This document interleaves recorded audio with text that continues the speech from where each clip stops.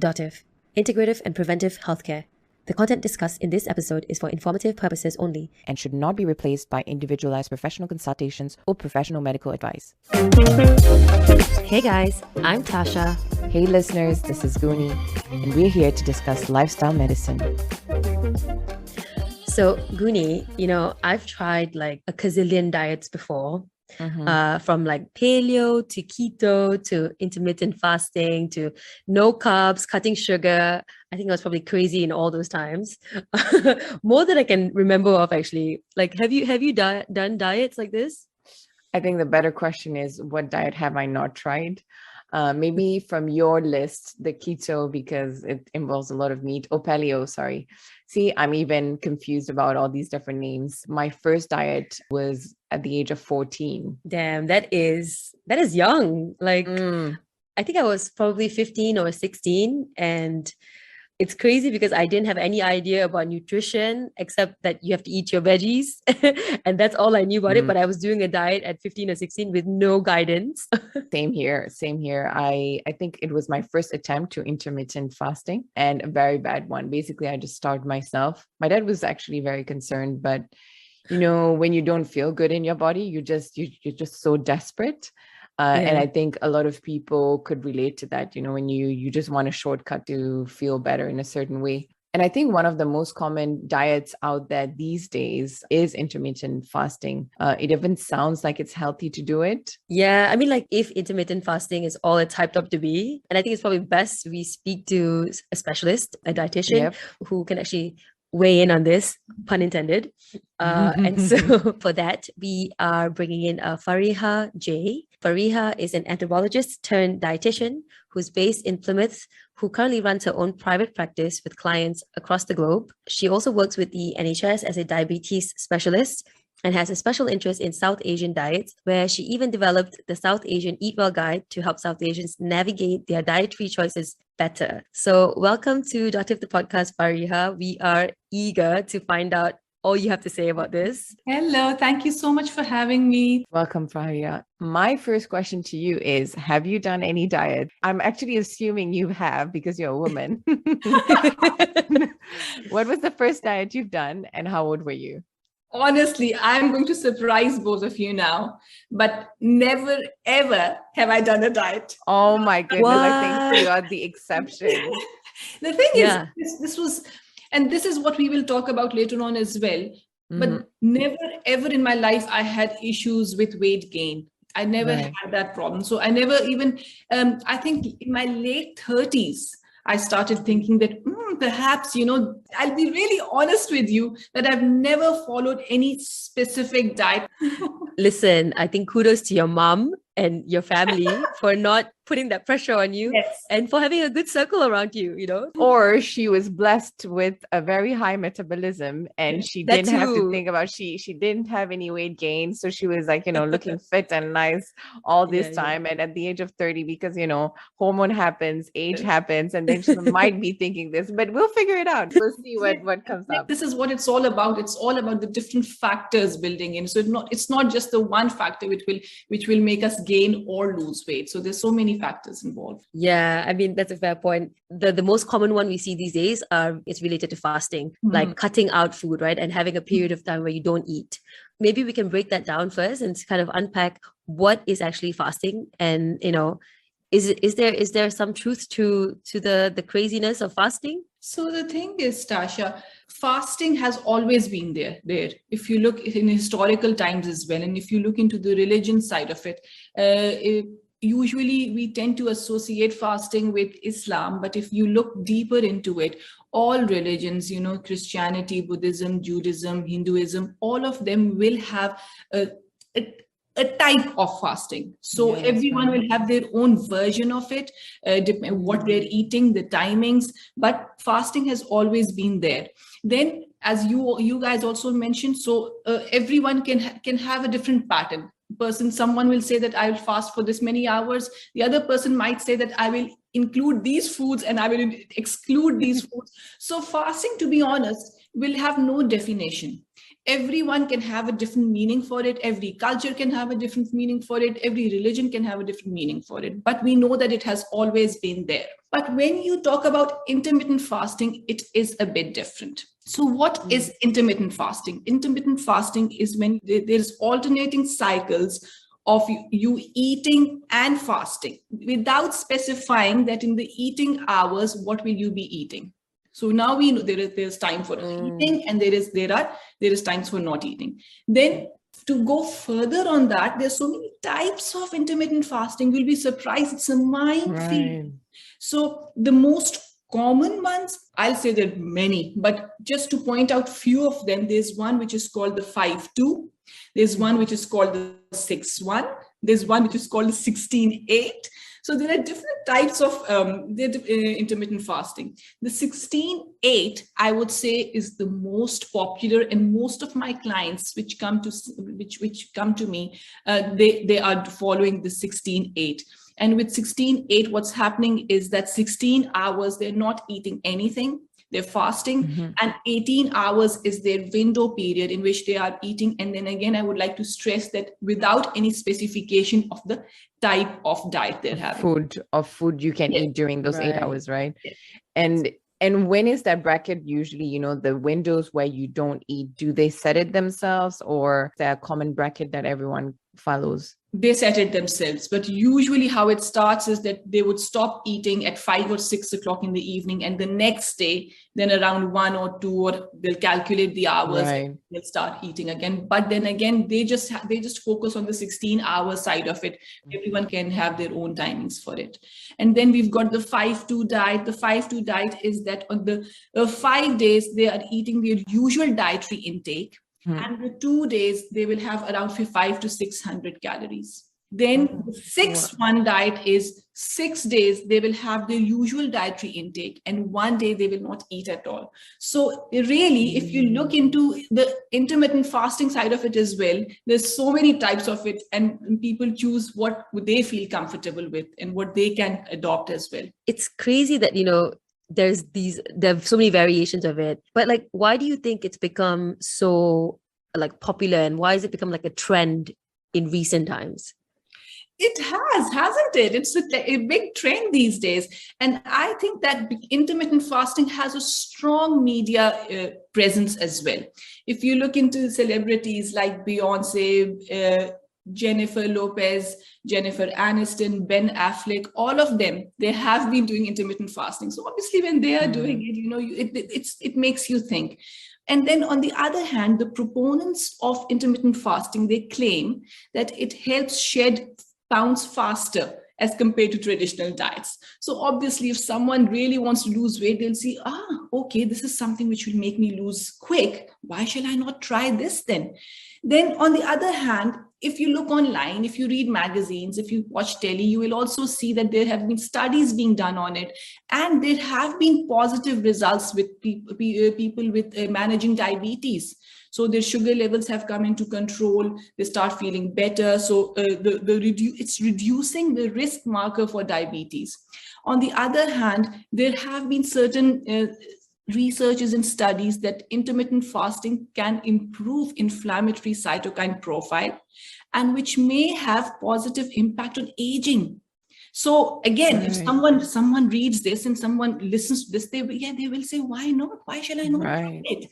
And further to say, it can boost your cell repair. And how does it do it? It removes the damaged cells from your body. So you're getting new cells in the body. So listening to all this, and then your favorite celebrities are doing it. So why not? It will be a trend.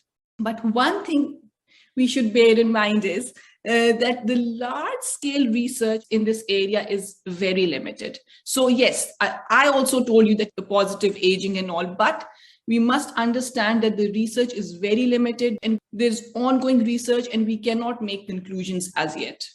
So you're saying that research it's still very slim and it's limited. Mm-hmm. As a dietitian, what is your point of view with regards to intermediate fasting? Is this something that you would recommend to your client?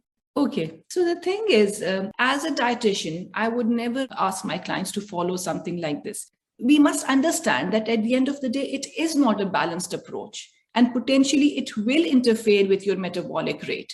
Not having structure will also mean that you're not prepared what you're eating. So perhaps you're not eating the right foods. Are you including your starchy carbs? Are you having your proteins? Are you having your fruit and vegetables? Or are you just thinking that this is my window period and I'll stuff myself with, crisp steaks and biscuits? So really, and saying that, when my clients come to me and some of them really insist that they would want to follow intermittent fasting, then I'll ask them two questions. First, I will say that think of the sustainability side of it. Can you sustain this forever? Is this something which you can carry on doing? If the answer is yes, go on, do it. But if you can't sustain it, then what's the point? And the second thing is, then again, I have to go over with them, discussing with them that, okay, if that's your period, that's the time, those are the hours which you plan to eat. Let's go over the foods which you should be eating. So we will talk about the starchy carbohydrates. We will talk about the fruit and vegetables. We will talk about healthy fats. We will talk about protein. And I will also talk to them about their calcium intake, which will be in the form of dairy, or if they're vegans or vegetarians, the non-dairy options as well. So within that window period, then we have to talk about the balanced diet side of it. Right. And to kind of echo on this point, the 16-8, like, aren't there schools of thought also that say, like, if you eat too late at night, there's a bad impact on your body because you're going to sleep shortly after. So is the timing actually important also? Because here, if I choose to do the 8 hours of eating from 9 p.m. to the following morning, is that actually helpful or? Again, this really depends. There are two sides to it. On one hand, when we are creating calorie deficit, regardless of the timings, what science says that although there are many other factors, but eventually you will start losing weight because you're creating that calorie deficit. So time doesn't matter. But on the other hand, we always tend to say that it is better to keep a gap before you eat and you sleep. And the reason being is that when you are sleeping, your body is now relaxing. The body wants to shut down now, and there's food in it. The digestion can be affected. So it can cause other problems like bloating and not feeling very good. So there are two different sides to it. Nothing with regards to weight loss or weight gain, but you won't feel good enough. Yeah, I get you. Yeah, it's a fair point. So I think that even if you were to do, like, this period is to say from 9 p.m. to the following morning, it's also a trick for you to be in a time frame that you actually can't eat much. So it's like discipline. And so it does mean that you shouldn't be eating too much so that you're increasing that deficit, right? I think I want to go back to your point of saying, if you choose to do the 16-8 intermittent fasting.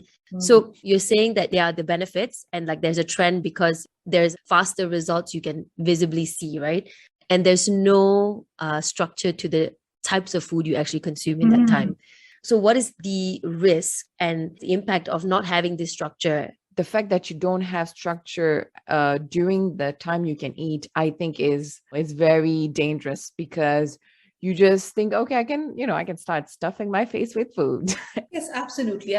First, I want to go back to the claim as well, that where the proponents are claiming that, it is fast weight loss with that, because perhaps that's not true. Whenever you create a calorie deficit, regardless of whatever the diet you're doing, you will eventually lose weight. So first, we need to understand that. The second is that it is really essential, if someone wants to do it, they really need to understand what are the risk factors. So one, which you've already discussed, that when you've not eaten for so long, our brain's first source of energy is carbs. Yeah.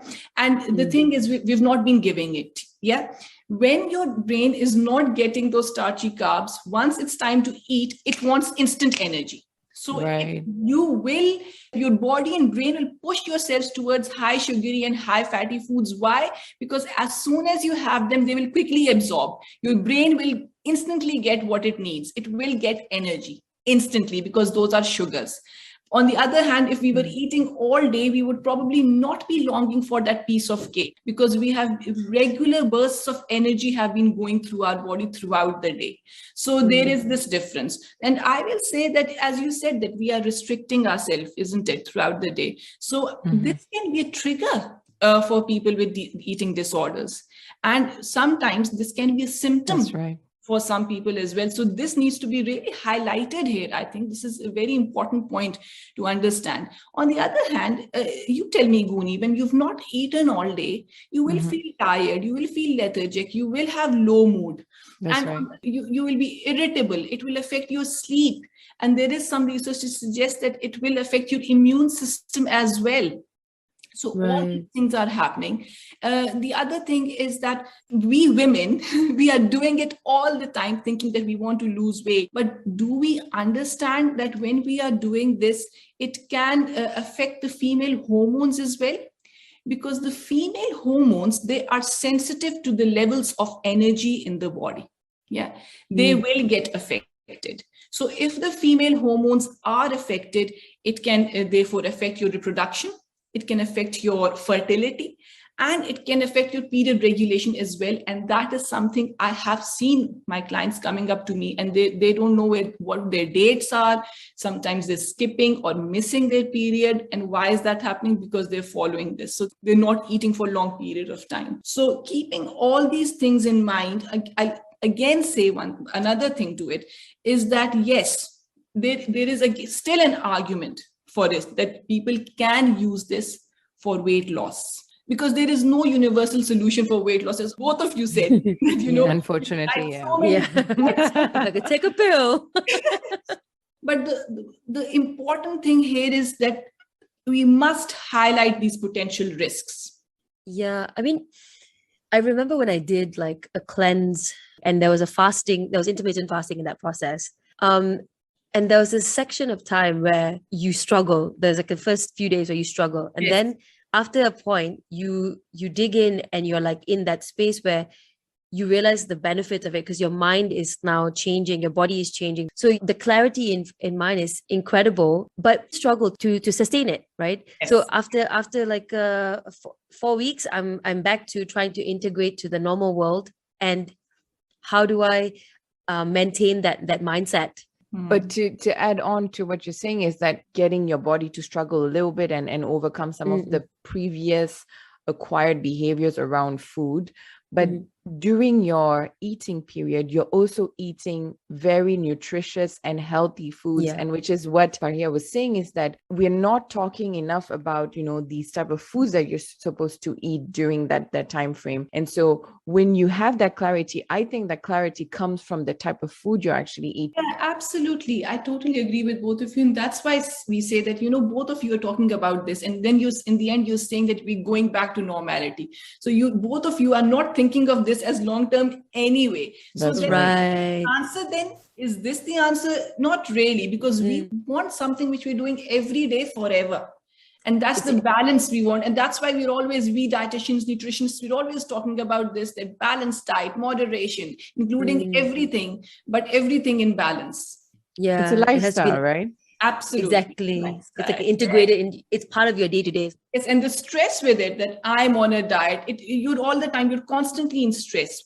And it's the strange thing about us humans is that there is no middle ground. Either we're doing it, or then when we are not doing it, we're just stuffing our face then. So there's no middle ground as well, I believe.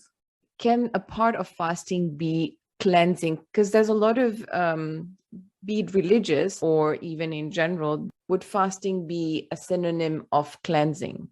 For this question, when you say cleansing, I'm not sure what that means, because the thing is, what usually people refer to when they talk about cleansing is that they're talking about getting rid of toxins, toxins from the body, toxin wastes. And the first and foremost thing we must really understand that our body has this mechanism which automatically removes toxins from the body anyway. So your liver, your kidney are all the time working. So when whatever bad stuff is occurring in your body, those toxins are removed by your kidney and liver. Right. So, and if for some reason there is a toxic buildup in your body, that means you need to be going to the hospital. You need medical attention. So this, I think this term is being used a lot on social media and on, in magazines, that detox. So first we need to understand that this cleansing, this detox, our body is really cleverly. So it is being cleansed anyway. As far as the fasting side is concerned, as we mentioned earlier, the benefits are there. The research is there. But saying that if someone is not doing it, but if they are following a healthy lifestyle, they will get rid of the toxins anyway. They will. To further put it, when we say that, your kidneys and liver will detoxify your body and cleanse your body, this means that we need to keep our liver and kidney healthy. And how can we keep that healthy? By having a healthy diet, which we already talked about, the carbs and the fruit and the veg and the protein. So again, it all comes down to the balanced diet. You've hit the nail on the head in the sense where our body there's a natural intelligence. Our system is functioning the way it functions. So we should trust in it that it's already doing what needs to be done, right? But on that same thought process, I mean, it sounds like a very basic question, but if just say you had no access to external medical care, how would you know that what you're doing and your body is actually functioning in the right way? You will just not feel well. If God forbid, if we are talking about toxins being built up, you will just collapse. You will not be able to digest food. You will have serious medical problems. If you think that you're moving, you're walking, you're talking, you're feeling energetic, you're not feeling drained, you're not feeling tired, just think, have trust that I'm well. And the problem is that sometimes, what's happening in these days is that we feel tired, we feel lazy, and we just put the blame on, I've got a very busy schedule.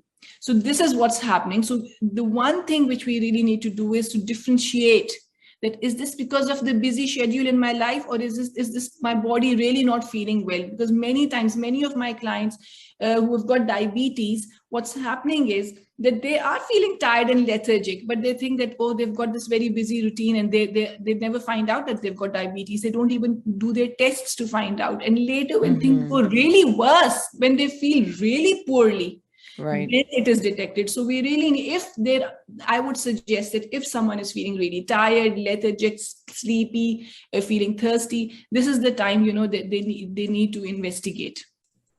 Right. So it's really about building awareness, listening to your body, which means that you have to be paying attention. You have to be a conscious human being, I think, to a large extent, because you need to be aware of what's going on with you, right? Otherwise, it will become chronic, as you were saying. And Absolutely. this is where... Right. So we've identified that dieting is not something sustainable. So if you were to do intermittent fasting, you should focus on the type of food you're going to be eating. But the problem of weight loss is there. I think for women in general, we're all kind of constantly thinking about looking a certain way or slimming down, because society says that this is what we are supposed to be doing. So what is your general advice? If somebody says, I want to lose weight, I always extend support, and I always give them different techniques and ways. I will always guide them through a healthy lifestyle. But then again, every person is different. So what's happening these days now is that we're looking at pictures on Instagram, or we're looking at posts, and all of us are comparing our bodies with their bodies. And what's happening is we need to understand that even if twins eat exactly the same, and if they have the exactly same physical activity, but their body structure might not be the same. So this understanding that the body structures, how our body responds to food, how our body responds to the environment is completely different. So honestly, I do try to explain to my patients, my clients, that, we will work on your weight loss, but what you have in mind, probably that's not where you will get. What I talk to them about is changing their behavior and assuring themselves, at first eating well, and then assuring themselves that, yes, I'm eating well, I'm looking after my body, and then being confident in whatever I am. And the other thing which I say to them that is, eventually, if you're looking after your body, if you're eating the right kinds of food, if you're moving, if you're in a peaceful place, eventually your body will respond. So you will lose weight. but the idea which is in your head, probably not that. And then you have to accept it, what it is, because you know that you're feeding your body well. From what you're saying, it sounds like when you speak to your clients, it's more of a mindset conversation that you're having first before you're actually even approaching the how-to, the actual work that you need to put in. It's like, how are you going through your day? What's your mindset around this? Yes. The thing is, Tasha, my clients come to me, we want to lose 20 kilos. We want to lose 25 kilos. I've explained to them that, you have to be realistic about your weight loss as well. And again, it is not that straightforward. Like, they made it a very simple problem. You just eat less and move more, and there you go. You will start losing weight. But it is not that straightforward. There are so many external factors, your genes within you, and then the environment together, when they interact, how your body behaves will be completely different. So this is the message which we need to spread, which needs to go to the people, that everyone's bodies will be different and how they respond will be different. Exactly. Everyone's unique. There are circumstances, their environment. Intermittent fasting is maybe not made for everyone. So just kind of drawing to your expertise with diabetes and your clients with diabetes, are people who are having diabetes, it's healthy for them to do, like, for example, intermittent fasting?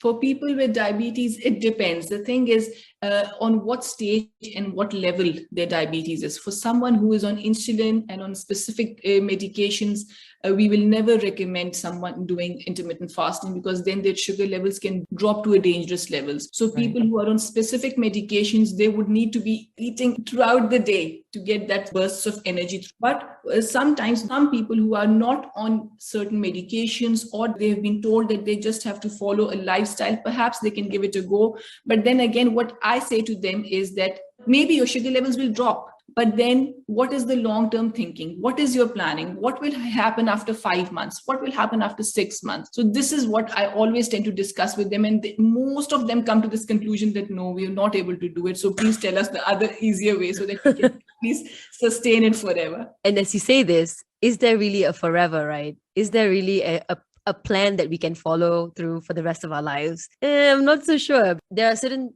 practices you'd follow, but then it adjusts as life adjusts with you. So I'm sure, like, if I had children, the whole conversation would be a different conversation, because I can compare, like, when I was living by myself, I had full control about how I was eating, and I didn't buy unhealthy food. So I controlled everything. But then when you live in a South Asian household, food is always cooked. So it's like the conversation is about, well, I can't speak for every South Asian household, but in mine, it's like, you put on too much weight, but then I've made all this food, you have to finish it. So I'm like, yes. What are you trying to do? I'm getting mixed signals here. So I'm supposed to eat the food, but also not eat the food. Yes, that's absolutely right. Yeah. And the obsession about how you look, right? So when they greet you is like, oh, you've put on weight, or it's never how are you, and full stop. It's always, you've put on weight. It's so rude. I have been vocal about this, to be honest, and I've been making posts on this as well on my Instagram, is that because we know what's happening, so we are part of this culture, so we need to bring a change now. So it has become more of a tradition that whenever you see each other, oh, you look so fat, patli ho gayi ho, and moti ho gayi ho, and the first comment is, and oh, you've got dark circles, like something has to be, the physical aspect has to be, highlighted first, and then you will talk. So I always say that you need to build boundaries, and if someone is commenting, you just need to get the message across that, sorry, thank you very much, I don't want to listen to these comments. But if that's not the case, then we are the next generation. We can make a change, and our children will not do it. And let's make a start, I think. Fully agree.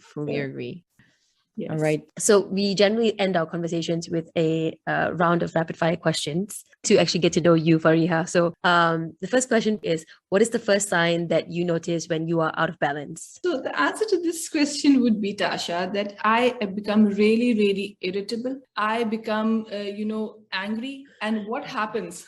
All the stress and anger goes out on my children. And the response which I get is, Mom, I think you're not feeling well. You need some help. My children are associated with it. Yeah, they know that because most of the time I'm a very happy and a chirpy person.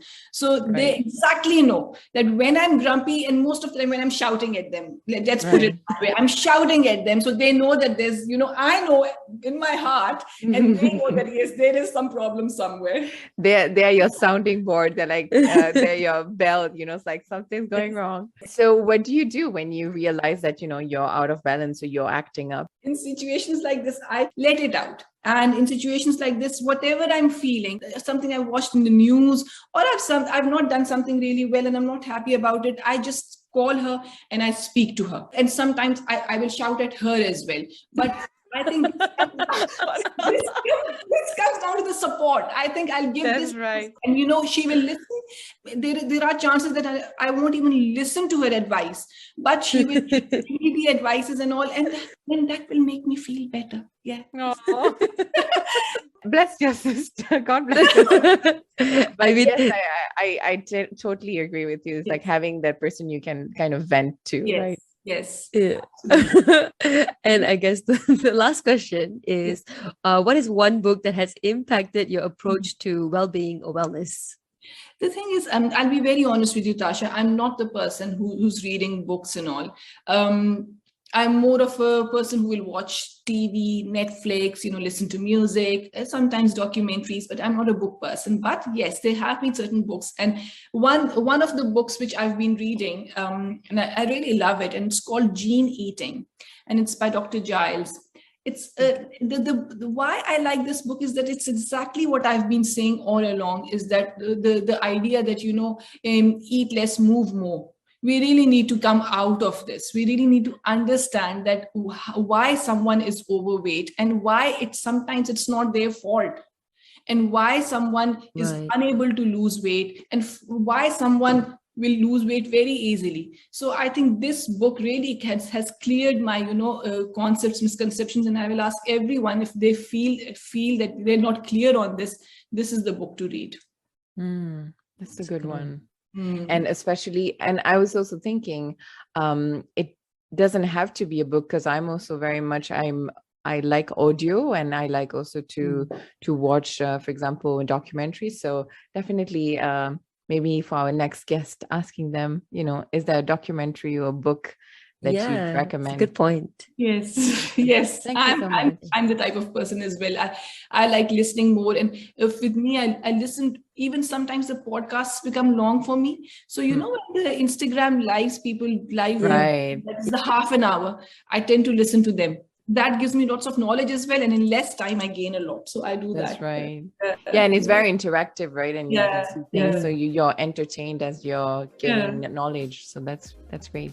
Thank you for that. Thank you, Fareeha, for being here today and kind of shedding light and putting our reservations, or just more like questions, to rest to you about intermittent fasting and dieting, and what we can do to address it if you want to try it. Thank you very much. Thank you, both of you. It was a pleasure. If you enjoyed this episode, go ahead and select that follow or subscribe button. For now, stay safe, and we'll see you next week.